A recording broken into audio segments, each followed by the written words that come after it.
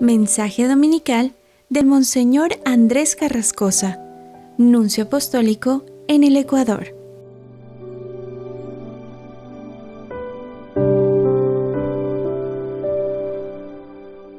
Queridos hermanos, feliz domingo. Hoy celebramos la fiesta de la presentación del Señor y el Evangelio es de San Lucas, capítulo 2, versículos 22 a 24. Y comienza insistiendo el Evangelio de hoy que cuando llegó el día fijado por la ley de Moisés, ofrecieron el sacrificio prescrito por la ley del Señor para cumplir los ritos prescritos por la ley, según lo que estaba escrito en la ley. Cuando hubieron cumplido todo lo que prescribía la ley del Señor, no es por casualidad que San Lucas insiste 5 veces que cumplieron la ley. Porque aunque sea hijo de Dios, Jesús sigue las leyes. Esa es la profundidad y la verdad de la encarnación. Él no se considera como un privilegiado, sino que hace como todo el mundo. Nada lo distingue del resto de los humanos. Y podemos tomar tiempo para contemplar esa humildad increíble de la que San Pablo habla para decir que se rebajó, se hizo la kenosis. Esto nos enseña a tratar de no ponernos en la excepción, sino a no reivindicar privilegios, sino a aceptar realmente todas las condiciones de nuestra existencia, la servidumbre sin gloria ninguna de nuestra condición humana. Pues el Evangelio dice que los padres de Jesús lo llevaron a Jerusalén para presentarlo al Señor, al templo. Este viaje está lleno de significado. Es el punto más alto de los 2 capítulos que San Lucas consagra a la infancia de Jesús, de Juan Bautista y de Jesús. Pero intencionalmente Lucas hace que Jesús recorra el camino inverso del que había recorrido Juan. La anunciación a Zacarías había tenido lugar en el cuadro oficial y prestigioso del culto sacerdotal del templo, mientras que su hijo Juan desaparecerá en el desierto. La anunciación a María tuvo lugar en un lugar desconocido, en Nazaret, pero su hijo es reconocido como Mesías en la ciudad santa de Jerusalén. Y en el corazón central de esta ciudad, el templo, lugar de la presencia divina. Estamos ante la última página, digamos, del final del Antiguo Testamento, porque hay unos judíos, hay una joven pareja que cumple la ley de Moisés y se termina simbólicamente con este gesto y ya no habrá necesidad del templo, ya se podrá incluso destruir el templo, como dirá Jesús. Dios en persona ha venido para tomar su lugar. Es el retorno de la gloria del Señor en medio de su pueblo anunciado por el profeta Malaquías. Pero la venida de Dios es sorprendente y inesperada. Dios no viene nunca como nosotros lo esperamos. Dice el Evangelio que había allí un hombre llamado Simeón, que vivía en Jerusalén, varón justo y temeroso de Dios, que aguardaba el consuelo de Israel. En él moraba el Espíritu Santo, el cual le había revelado que no moriría sin haber visto antes al Mesías del Señor. Y movido por el Espíritu, fue al templo cuando José y María entraban con el niño. Y un poco más adelante dirá que había una mujer, una profetisa, Ana, hija de Fanuel, que era una mujer muy anciana. De joven había vivido 7 años casada y tenía ya 84 años de edad. No se apartaba del templo ni de día ni de noche, sirviendo a Dios con ayunos y oraciones. Es curioso y no es casualidad constatar que, según San Lucas, no son las autoridades oficiales, los sumos sacerdotes, los escribas, los que reconocen a Jesús, sino gente muy sencilla, gente muy pobre. Estos 2 representantes de gente normalita. Es todo el pueblo de los pobres de Yahvé, los pobres que Dios ama, que viene al encuentro de su Salvador. El Evangelio, podemos decir que está todo entero ya en esta página. Por otra parte, esto estaba anunciado, no dejaré subsistir en tu seno sino un pueblo humilde y modesto, un pequeño resto de Israel. Simeón y Ana representan a este resto de Israel. Son ya viejos, el uno y la otra. Son de esta categoría social que toda sociedad tiene tendencia a olvidar y a no respetar. Y además Ana es viuda, es decir, según el lenguaje bíblico es la pobreza personificada, porque ha perdido lo que le garantizaría un lugar en la sociedad, donde el marido, él solo, tenía derechos jurídicos. Y esto nos debe llevar a tener corazón de pobres para que sepamos reconocer al Señor, incluso en la pobreza de las apariencias donde Él se nos esconde. Simeón tomó al niño en brazos y bendijo a Dios, diciendo: Señor, ya puedes dejar morir en paz a tu siervo, según lo que me habías prometido, porque mis ojos han visto a tu Salvador, al que has preparado para bien de todos los pueblos, luz que alumbra las naciones y gloria de tu pueblo Israel. Dios que sorprende, Dios inesperado. Se esperaba la gloria, la potencia, y es un niño, un bebé, que no se puede tener de pie y que hay que tenerlo en brazos. Es el único que abre los ojos a través de la fe por el Espíritu Santo, este Simeón, para discernir y entender la presencia, con mayúsculas, presencia de Dios, que los demás no ven. Hace falta hacerse pequeño, pobre. La fe es una especie de pobreza, porque hay que ver sin ver, hay que creer sin ver. Y sin embargo, bajo las apariencias paradójicas de la pequeñez de este niño, y pensamos en las apariencias del pan que recibimos en la comunión, trata de la investidura oficial de Jesús en su templo. Los títulos que le son dados por estos dos pobres son tremendos. Jesús, esta pobre carne, el Verbo se hizo carne, es el Mesías de Dios, la salvación de todos los hombres, la luz, la gloria, la liberación de Jerusalén. Hay que pedirle al Señor que nos dé la fe para encontrar a Dios en estas cosas pequeñas.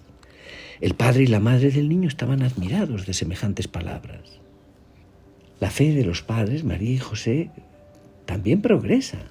No obstante la calidad de su fe, María y José están llenos de admiración de estos títulos que se da a su hijo. Este acontecimiento interpela su fe. En el templo, luego, a los 12 años, dice que no comprendieron y se admirarán todavía más de lo que Jesús hace. El Señor nos sorprende y tenemos que tener el corazón abierto para sus sorpresas. Y ellos venían para presentarlo al Señor y para ofrecer el sacrificio prescrito.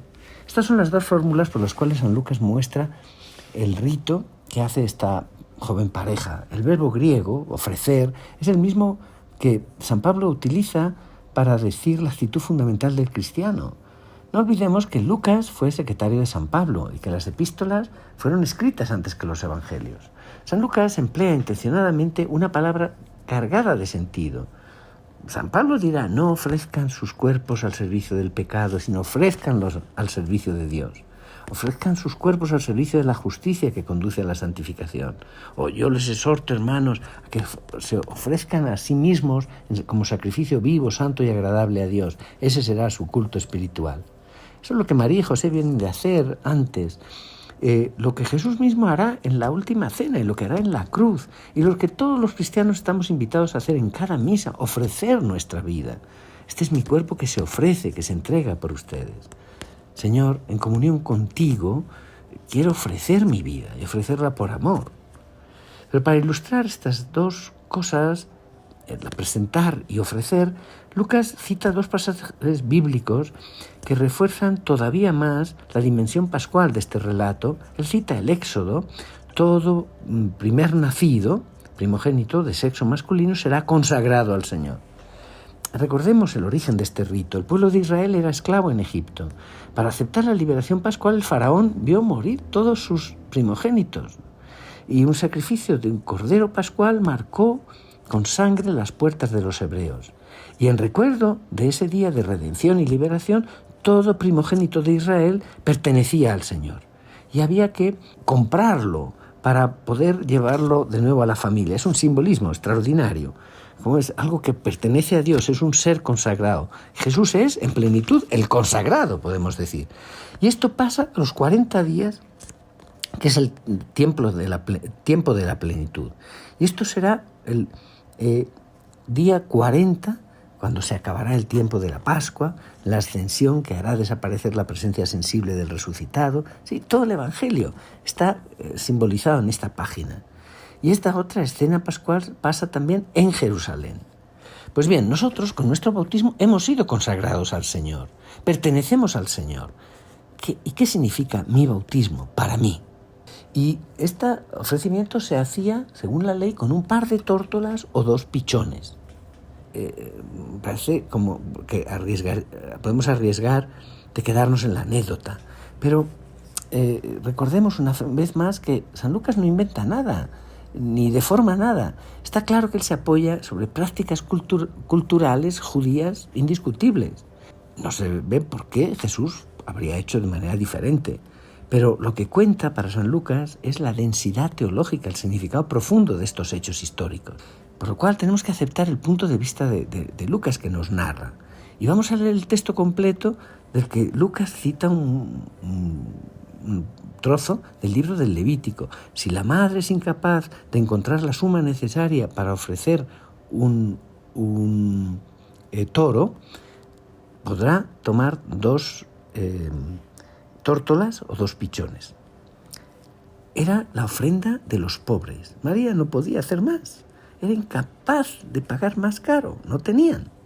Por eso Lucas nos sugiere, si sabemos leer entre líneas, sabemos que todo su evangelio será una buena noticia para los pobres, para los pequeños.